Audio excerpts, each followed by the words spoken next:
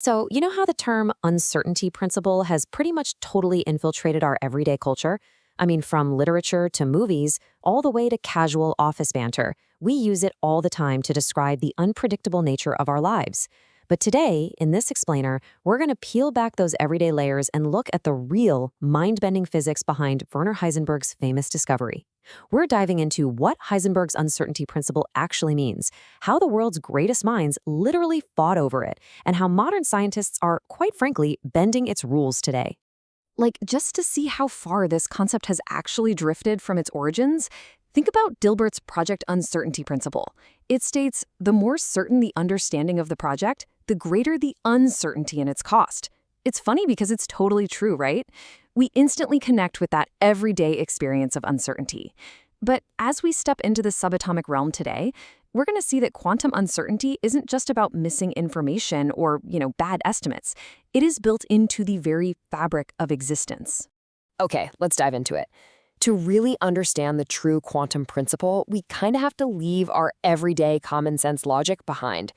See, for centuries, physics was ruled by Isaac Newton's clockwork universe. It was a world of strict causality.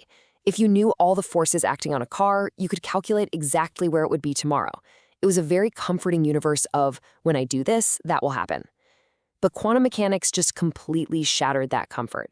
It replaced that strict certainty with a fuzzy, probabilistic reality where the new rule became, when I do this, well, that may happen with a certain probability. Part 1. Heisenberg's flawed microscope. Now, getting to this realization, definitely not a straight path. Back in 1927, even Werner Heisenberg himself initially misunderstood his own discovery. To explain his math, he came up with this thought experiment. He figured, okay, if you wanted to see something as tiny as an electron, you'd have to hit it with a highly energetic beam of light, like a gamma ray. But hitting a tiny electron with a gamma ray is literally like hitting it with a sledgehammer.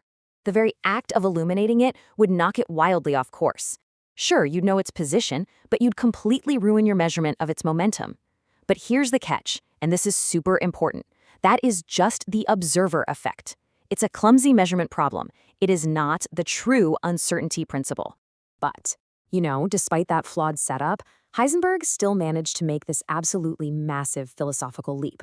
He realized that if you fundamentally cannot measure a continuous path of an electron, then assuming the electron even has a continuous classical path in the first place is just a mistake. As he so dramatically put it in 1927, the path comes into being only because we observe it. He was making the wild claim that particles literally do not possess these exact properties until the exact moment of measurement. Part 2. The true source of uncertainty. So, the crucial point is, Heisenberg's mentor, the legendary physicist Niels Bohr, was actually furious when he read that microscope paper. He immediately intervened to correct the record. Bohr reasoned that, actually, in classical physics, collisions can be calculated precisely. The real issue is that when we try to understand quantum phenomena, we're forced to use two completely incompatible descriptions, waves and particles. Nature simply doesn't allow a single entity, like an electron, to perfectly possess the classical traits of both at the exact same time. The uncertainty is really just nature's way of balancing out that logical contradiction. And this brilliantly illustrates exactly what Bohr meant. Picture those heavy battle cables you see people using at the gym.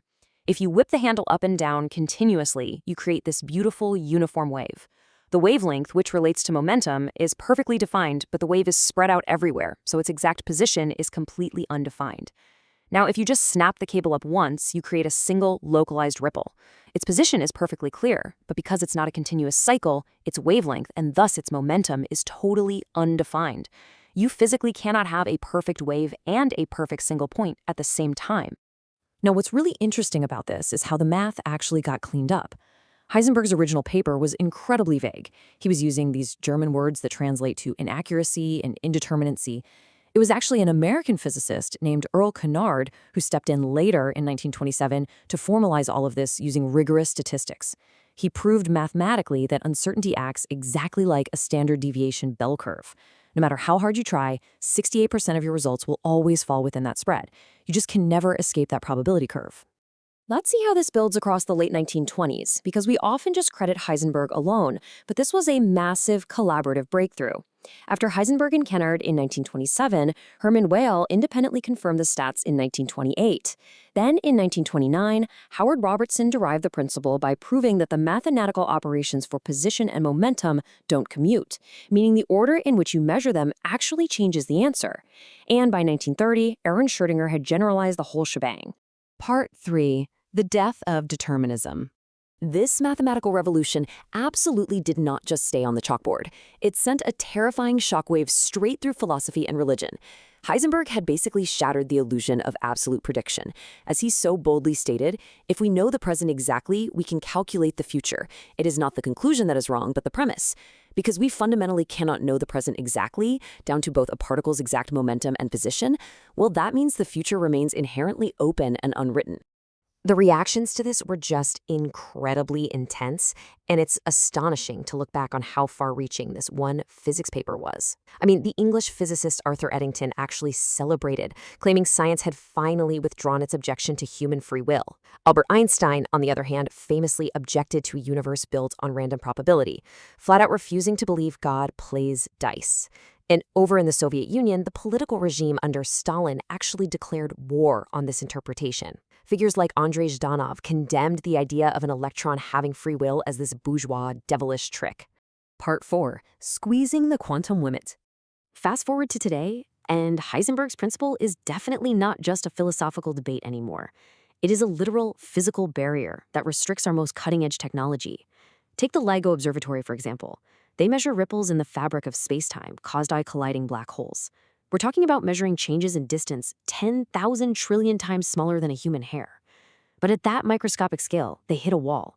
Because of the uncertainty principle, empty space itself is filled with this faint, crackling quantum noise. The random popping in and out of photons acts like a can of BBs shaking around, literally rattling LIGO's massive mirrors and blurring the data. So, how exactly do you beat a fundamental law of physics? Well, you don't. You manipulate it. Scientists at LIGO implemented this incredible technology called quantum squeezing. See, since the uncertainty principle only dictates the product of two uncertainties together, you can literally hush the quantum noise in one trait by shoving all the chaos over into a different trait.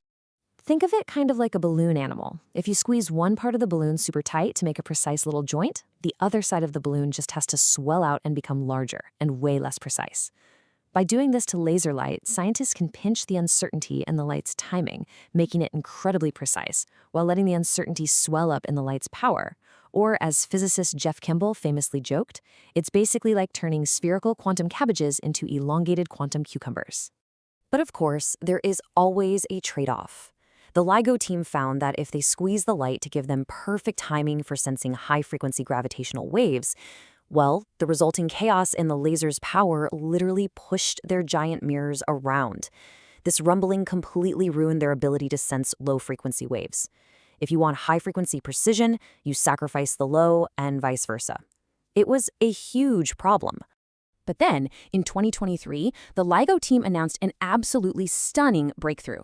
They built these 300-meter-long vacuum tubes called frequency-dependent optical cavities. And these tubes act as a dynamic filter, allowing them to squeeze the light in different ways at the exact same time, depending on the frequency of the wave they're looking at. They essentially learned how to squeeze the top of the balloon and the sides of the balloon dynamically. By basically hacking Heisenberg's uncertainty principle, LIGO has bypassed the quantum limit across the entire spectrum. And because of this absolutely incredible feat of engineering, scientists expect a staggering 60% increase in the number of black hole and neutron star collisions they can detect moving forward. Which really leaves us with a profound question to ponder today. We used to view Heisenberg's uncertainty principle as a frustrating barrier, right? Like this hard limit to human knowledge and a ceiling on our technology.